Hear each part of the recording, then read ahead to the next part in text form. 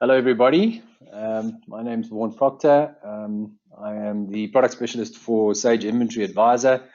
And today I'm going to talk a little bit about this application and how you can use it in your business to optimize your inventory and help manage it more efficiently. So to start off with, I can get to my next slide. Okay, so talk a little bit about what the presentation is going to be about today. First, we're going to have an introduction to Sage Inventory Advisor. And we're going to talk a little bit about the common inventory challenges and how we're trying to solve that in a business. The integration with Sage products, and we have many integrations worldwide with different Sage products. We can touch on a customer testimonial with a company here locally in South Africa called Zebby's Lighting, and how they've used the product to optimize their business. And then I'm going to go into a live demo and just touch on a few of the processes that we automate in the application to enable you to use this application in your inventory management. And then we'll open up a Q&A session where you can submit your questions in the chat menu, and we'll get back to you with answers on that if there's anything specific that I haven't touched on and questions that you would like to ask. The live demo is not going to be too detailed. If anybody wants to have a more detailed demo, I'm happy to meet with you guys separately with business partners and customers to give them a bit more detail on how the application works. The idea here is just to give you an overview of how this application can assist you with your inventory management in the business.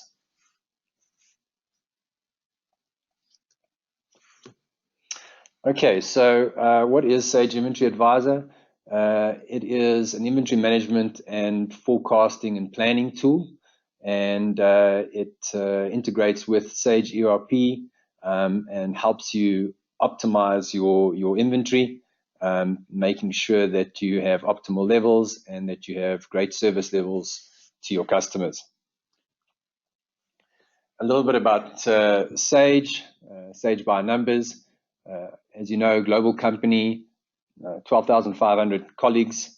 It's the market leader in Canada, UK, Ireland, France, Spain, Switzerland, Poland, and all over Africa. Obviously, that's where we're concentrating from here. We have a presence in 62 countries across Africa and Middle East, and many colleagues spread over those territories. Customers, as you can see over there, big amount of customers, business customers, and these are only in Africa and Middle East that we're talking about. Over 40,000 partners globally, and as you can see over there, 4.2 trillion annual sales through Sage software. From Sage Inventory Advisor point of view, we have over 14,000 active users. I think these numbers are a little bit outdated because we move quite quickly, and we install probably in the region of about 30 customers a month. So it's about one a day worldwide. We manage in excess of $8 billion worth of inventory through our application, and 1,400 plus. We're actually just about to hit the 1,500 customers worldwide. That's our target for the end of December, so we're working quite hard to get there. We have presence in North America, Germany, Australia, UK, and Africa, so we're across all time zones. Our support that works online through the application is available 24/5. That might change into 24/6 because of the Middle East. We might have to start working on Sundays as well. But yeah, it enables us to be able to support the application at any time with our consultants online. Okay, so that's a little bit about Sage and Sage Inventory Advisor. These are some of the Sage customers here in South Africa. There are many more, but we've just tried to put on some brands to give you an idea of the type of people that we work with. The nice thing about Sage Inventory Advisor is that the pricing scales based on the size of the business, so it makes it affordable for a small business. I mean, I think our smallest Sage customer has only 200 SKUs in one location, and then we have big customers with 200 locations and a big distribution network. So it scales based on the size of the business, which makes it affordable for any business to use. Okay, so let's talk a little bit about inventory management and the type of challenges that you might find. You typically find that with inventory, with most businesses, we either have too much of the wrong inventory or too little of the right inventory. We end up tying up a lot of cash in that stock when it's not moving, and stocking out of items that are critical to the business to make money. It's also very difficult to do line item forecasting. Typically in spreadsheets is where most of this planning is done. And unfortunately, with those forecasting, moving average forecast over 3 or 6 or 12 months, we get caught out with a lot of things like seasonality, upward and downward trends. A lot of things that happen with your sales that aren't picked up very quickly in those spreadsheets. The time that it takes to be able to manage that inventory in a spreadsheet is also quite a big thing.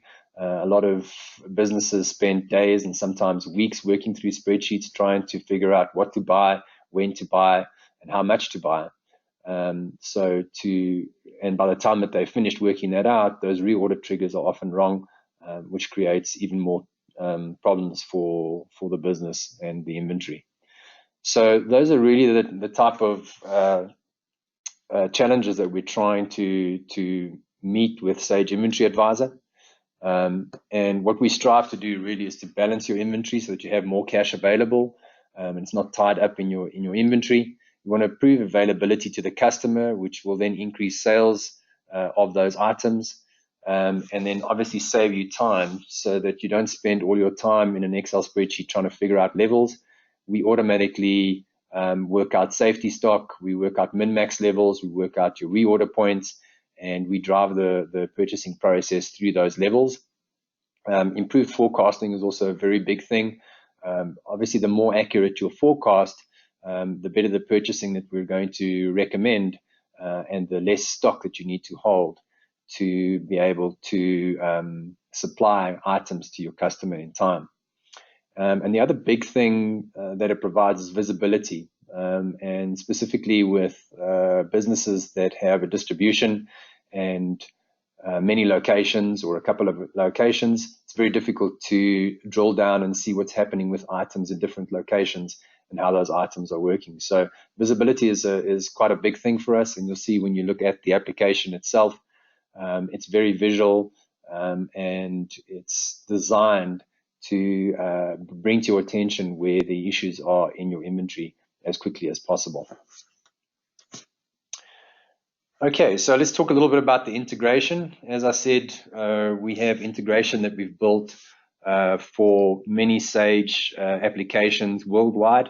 Here in South Africa, we have integrations already for Sage 200, Sage 300, and Sage X3. And what happens is that we have a connector that we put down on the server where your database is held. That connector will then automatically pull the data from your database and push that up to our cloud servers. There we will populate our software with your data, and then that data is available to you through a web browser on demand, anytime, anywhere. So you have access to dashboards on any device at any time. And we also don't have a limit on the number of users, so you can have as many people log on to the application and have visibility of the inventory as you like. Okay. So that's a bit about how the application works. Just to touch quickly on one of the customers here in South Africa that use Sage Inventory Advisor and have had a lot of success with it. Again, mostly in the distribution, one of Zebi's biggest pain points was that they didn't have visibility of items in different locations. So they had many retail locations that they were supplying, but didn't know what stock was in those locations and whether they were sending the right amount of stock and managing that stock properly. So with Sage Inventory Advisor, they were able to obviously have visibility of those locations, but also consolidate those locations and make better decisions at head office about how much stock they should hold and where they should be sending the stock to make sure that the levels are right in each of those locations. And in actual fact, I heard at one of the partner functions that I was at that the partner was saying, because they were able to see their total stock holding across that distribution, they were able to open 2 new stores without buying any additional stock, just by redistributing stock from other locations to those stores. And obviously, that's quite a big cost saving, really, when you're opening new stores, not having to invest in the inventory that you're going to put into those stores. So, yeah, just one of the success stories, and there are many more. But just to give you an idea of the type of value that we can bring to a business through this application. Okay, so I'm going to work with the demo right now. That's a nice picture of me when I was a lot younger. I do actually have a face for radio, but that's quite a nice picture, so we'll just leave it at that. Okay, so I'm just going to move on to the application over here. Okay, so there are a couple of things that I wanted to touch on in the application, just to give you an idea of the type of things that we automate and the type of calculations that we do on your behalf, or on the business behalf, to make sure that you can make better decisions about your inventory. One of the key things that we do is that we classify your items both on an ABC, where we use the Pareto 80-20 method. So typically my A's over there would be 80% of my cost of sales on items. You can see B items over there are 16% and C a last 4% on cost, so that I know based on cost, these 31 items are the most important items in my business. I can see stock value, cost, margins, units, days cover, number of turns coming out of that category over there. So that's my most important category based on cost. We then also do the same with unit sales. So high, medium, low is my unit sales.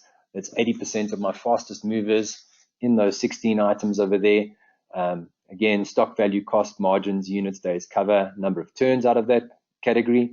And these are the most important items based on my unit sales. And then we do something really clever and we intersect those two. So my ABC going across from left to right, high, medium, low coming down from top to bottom.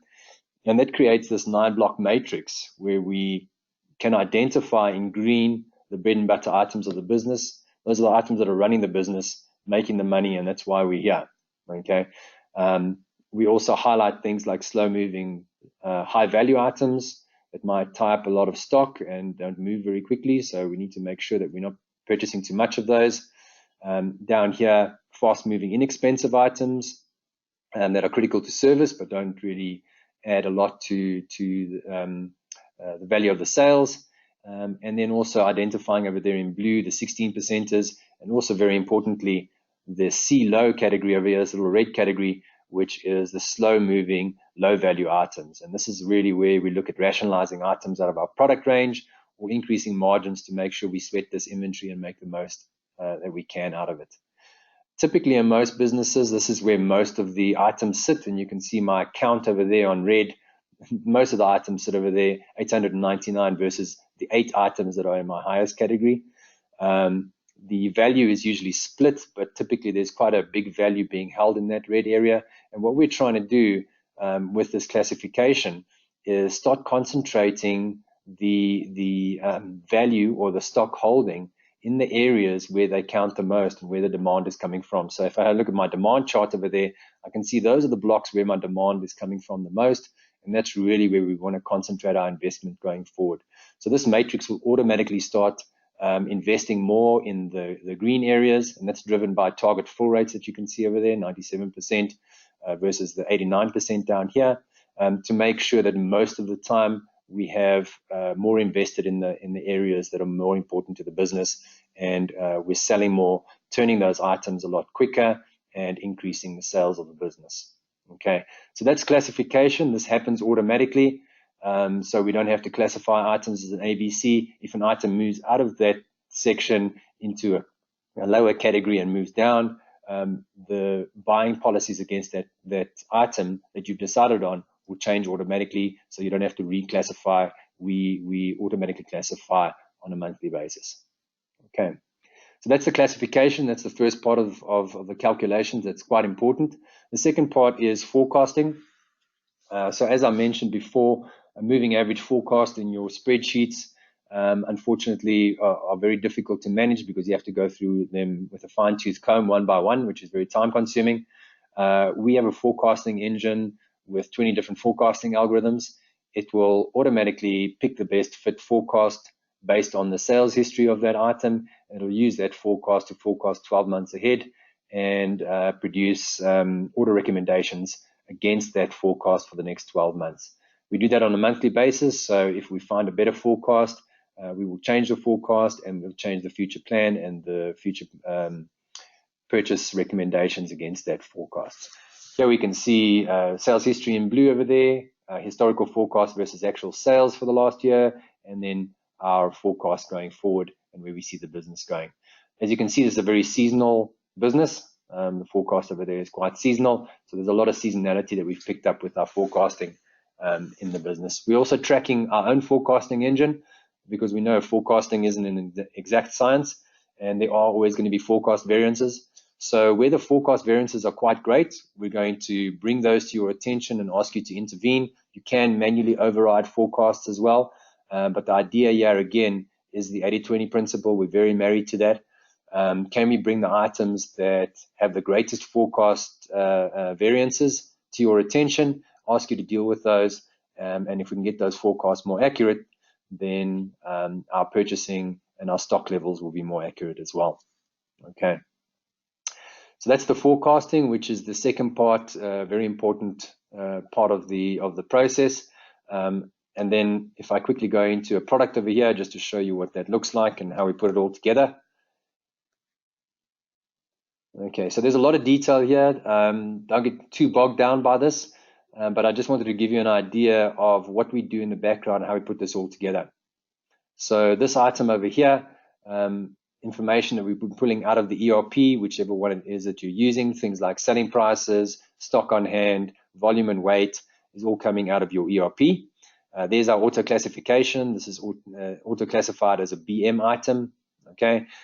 Supply information and groupings are going to come out of your ERP. On the right, we can see the forecast engine running.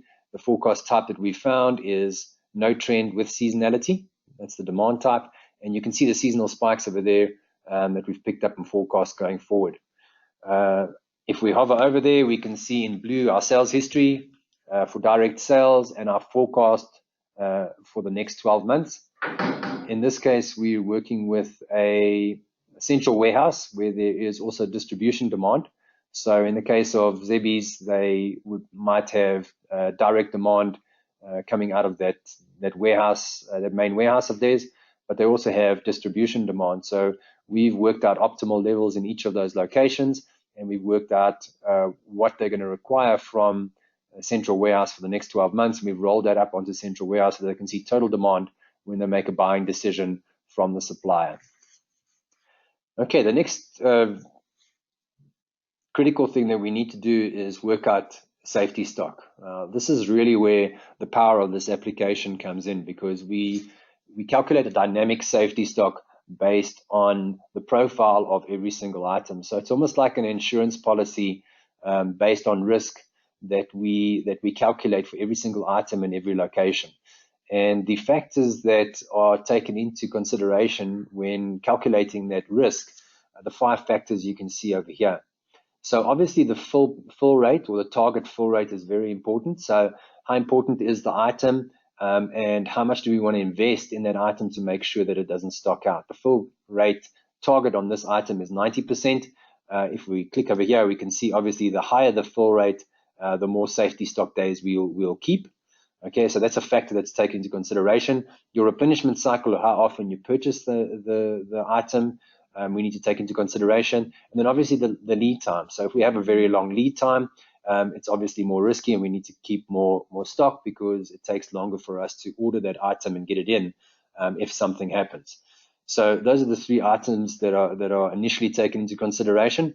And then two things that we call risk multipliers, which is your supply risk and your forecast risk. Okay, so supply risk really talks to supplier reliability.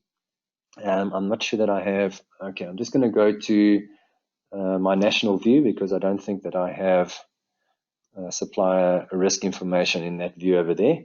Okay, so if I look at my national view, we can see over here supplier performance. So what we do with this is that we track delivery. So we look at your purchase order history, PO versus GRV, and what is the average lead time versus the stated lead time. So we have some early deliveries, we have a lot of on-time deliveries over there, and we have 4 late deliveries over there. So on average, we're getting this item in 3 days. Our average lead time, our stated lead time is 3 days, so we're pretty much in line over there. We also look at whether it was supplied in full or short supplied or oversupplied, and that might also add to the risk. So what we're trying to do here is see if the actual stated lead time and the average lead time are in line, and over here we are. But sometimes you might have an average lead time that is, let's say, 5 days instead of 3 days. What we would do then is we would increase the safety stock to try and overcome that. So what we're really doing is automatically increasing that lead time without you having to intervene, so we can overcome that risk. Same with forecasting. We're going to have a look in whether we're under or over forecasting on average. In this case, it looks like we're over forecasting. So what happens here is we haven't taken any days out or added any days for the supplier risk, but we are over forecasting. So we're taking 2 days out of our safety stock. You can see I dropped our safety stock down to 1 day for this item, because that over forecast might mean that we're purchasing more than we actually require. So this is very clever, and it changes from day to day. Our safety stock level that you see over there will then be our minimum stock level. Then we're going to build our min-max levels on top of that. So safety stock plus lead time is our reorder point. So at 4,783, I want to trigger a reorder. I want to buy 14 days worth of stock because that's my replenishment cycle to get up to my maximum or order up to, which is 12,747. So yes, as I said, it's a lot of detail, but what I just wanted to show you is that we automatically calculate a min-max level, which is dynamic based on the risk factors for every single item in every location. Okay, we're then going to compare that to what you've got on hand. We're going to work out available stock. We're going to have a look at what's on order at the moment to get to what we call the net stock position. And from that, we want to answer 2 questions, and that's really what I want to get to, is do I need to place an order on this item? And at the moment, you can see 89,536 is a lot higher than our reorder point of 4,783. So we're obviously not recommending an order. And we want to know what the status of the item is, so that if there's something that we need to fix about this item, we can be alerted to that. And in this case, this is surplus orders. And what we're saying is that these orders over here for 60,128 is surplus to requirement and might add to our excess stock if it actually lands. So we're giving you a warning of orders that are too big, that are going to create excess in your business. But this status might be anything from a potential stock out to a stock out to an excess item to surplus orders. Those are the statuses, and I'll show you how that works in the dashboard. Okay. So what we're really trying to do, and on all the items, we're trying to work out answer those 2 questions. That surplus orders will then come up in your dashboard. And this is really where the exception reporting or the alerting of items that are not running according to plan happens. So in the morning when you log into Sage Inventory Advisor, this is the screen that you'll see. And what the screen is here really to do is to drive down your inventory and increase your service levels to the customer at the same time. Okay, so here we can see in this case that people have a stock holding of 26 million. Their model stock, which is midway between min-max, is what we're driving towards, 9.5. And you can see, I think we're looking month to month. Yeah, we're looking month to month, what the levels were and how they've decreased over the year. So that's looking pretty good. This is coming downwards, which is what we want. They're sitting at 26 million. They've got 7.8 million worth of excess. This is also trending down, which is good.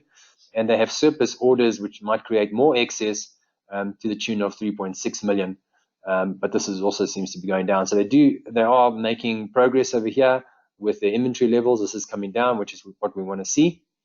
And at the same time, at the bottom over here, we're looking at your service levels, your fill rate, and how your fill rate has increased over the months. They're up to 92%. They're targeting 94, so they're pretty close to where they wanted to be.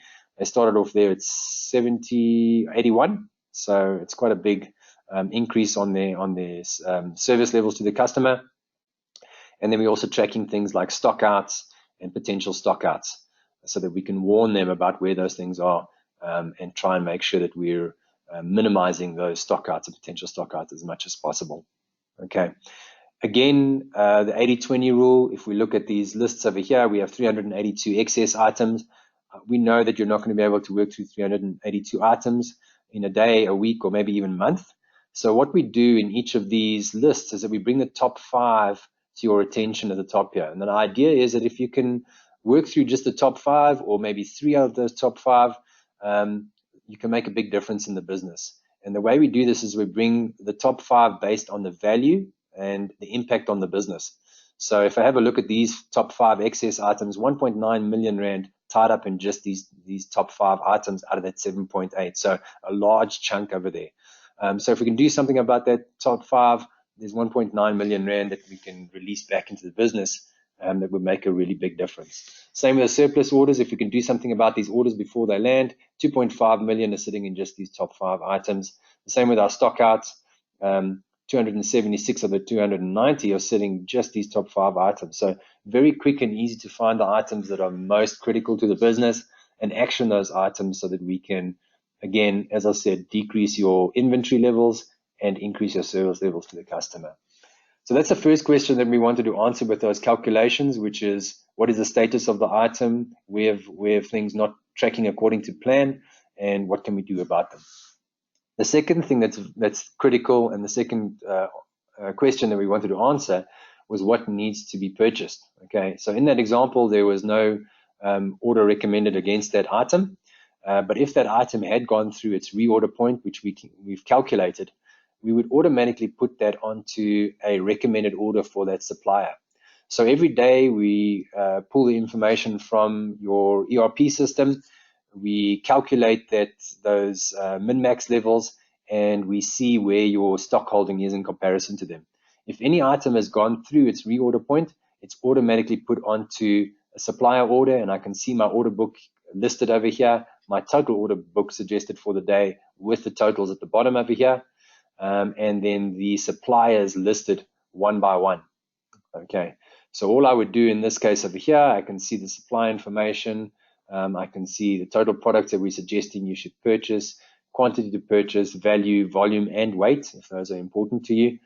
And if I go into that item over there and I create a order schedule, it will then show me the items from that supplier that we're suggesting you should purchase at this time. Okay, I'm just going to also in the order schedule, all of these are like pivot tables, so we can pivot this. I've just brought the most important items to the top so that we can deal with those. So I've just clicked on class there, and it's brought green items to the top so I could look at my most important items first. Over here we can see the forecasts running. We can see your policies, lead times, safety stock replenishment cycle. We can see on hand. If you have a distribution network, we can see what's on hand in other locations, if those locations are stocked out or in excess, so that we can redistribute if we need to, instead of purchasing from the supplier. We can see the status, we can see the classification all happening automatically. And then in the middle over here in blue is the order information. So in this order information, we can also take things like minimum order quantities into consideration. We can take pack sizes or order multiples into consideration, and we will calculate the best possible order we can, taking those things into consideration as well. Okay, so there's our suggested order. These things can be changed, but typically by the time that we finish going through the onboarding process with you, you should be 90% confident that this is the best order that we've suggested for you. Okay, from here we can hit the download button that then will push out a CSV format that can be imported back into the ERP. Most of these Sage ERPs already have order formats that can then be automated and pulled into the ERP to close that loop and create a order recommendation or order requisition in the ERP system. From there, you'd go through your authorization processes as you do at the moment in the ERP, and then submit that order to the supplier once you're happy with that. So, and that's really an outline of what we're trying to achieve with the application. We're trying to bring to attention the items that are most critical to fix based on our calculations. We're trying to, at a touch of a button, create a recommended order for you so that you don't have to spend hours or days in the spreadsheet trying to figure out what that is. And then import that back into Sage to close the loop and produce those purchase orders for your suppliers.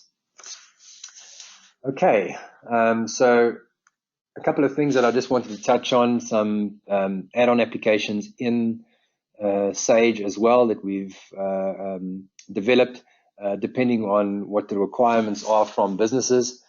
Some businesses might need to look at managing their suppliers and supplier performance. And what we do in the supplier performance module is really look at the overall performance of a supplier. We look at supplier risk, how much safety stock days we're holding on that supplier, what their average risk percentage is, and how many extra days of safety stock we're keeping based on that. The average lead time days overall across all the items that they or products that they supply to you. And then we look at things like overdue purchase orders, historical purchase orders, open purchase orders that are on their way to you, and future purchase orders, and what we see we're going to be spending with this supplier going forward. So very strong when it comes to SLAs with suppliers that you're trying to measure and trying to hold to SLAs. So for customers that require that type of functionality, we have quite detailed supplier performance module that can be added to the base product. And then also the projection module, which is also an add-on module. And what this does really is it projects based on the forecasting and the calculations that we've done, your stock holding and performance into the future, so that you can better plan and adjust based on where you see the business going and what your targets are. So if I look at this over here, I can see that based on those projections, I'm having a look at my inventory levels and where they'll be in 12 months' time. This is looking pretty good. Our inventory is going to go down to 41 million if we track according to what we've projected for the next 12 months. You can see our demand rising over there based on our forecasts and where we're going to be in 12 months' time. This is also good because we want to see that demand rising, our full performance and how that's going to increase and get to that target of 96 that we were looking for. And then our stock turns, obviously we want to see these increase. And on the right over here, and this is really good for cash flow projections, our recommended orders into the future, and our firm receipts and projected receipts into the future for the next 12 months as well, so that we can plan against that and also make adjustments if that doesn't seem realistic as far as the business targets are concerned. Obviously, we can get into more detail on this, so we can have a look at things like your excess stock, closing stock, projected receipts and firm receipts into the future, our full performance and stock turns, and days cover and how that's going to change, replenishment going into the future, and demand. One of the things I didn't touch on over here is bill of material demand. So for those that have bill of material in the ERP, we're very good at using that bill of material to forecast demand and explode demand through that bill of material into the raw materials, so that we plan on the raw materials based on bill of material demand as well as direct demand if there is direct demand. And then obviously central warehouse demand if there's a distribution network, and then the forecast demand for direct demand as well. And we can, obviously look at them separately. However you want to have a look at that information, you can. So those are just some of the additional modules that we've produced that can be added on at later stage if required, depending on what the business requires. One of the key things that I just want to touch on before we get out of the demo, and I'm happy to get into more detail with anybody that wants to see more, but one of the key things about this application that is completely online. We have a learning management system in the application where you can manage other users in your business to see that they are going through the process, watching the online training videos and getting better at using the product. But also everywhere that you go in the product, we have videos embedded to help you along. So if we're sitting with excess and we don't know what to do with it, there's going to be a little question mark and a 5-minute video on excess, how it's created, and how you can action things inside Sage Inventory Advisor to make sure that you reduce that excess. And that's throughout the application, wherever you see little question marks. Even in the product inquiry, you can see there's question marks at every stage to explain to you how all of these things were calculated. If you're busy looking through that and you don't understand anything, we'll help you along. We also have an online chat, and this is where I was talking about the consultants that we have online worldwide.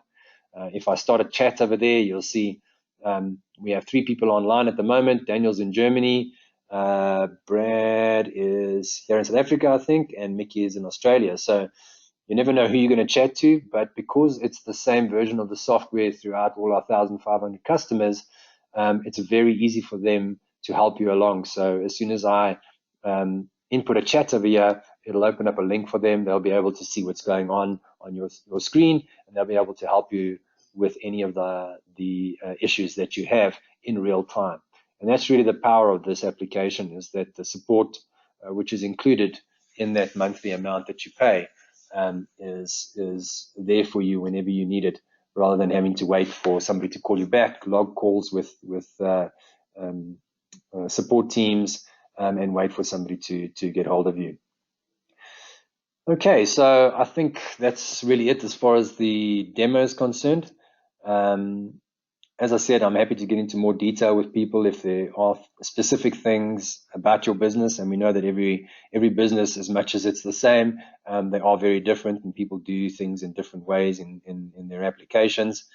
So if there are any questions, I'm happy to answer those.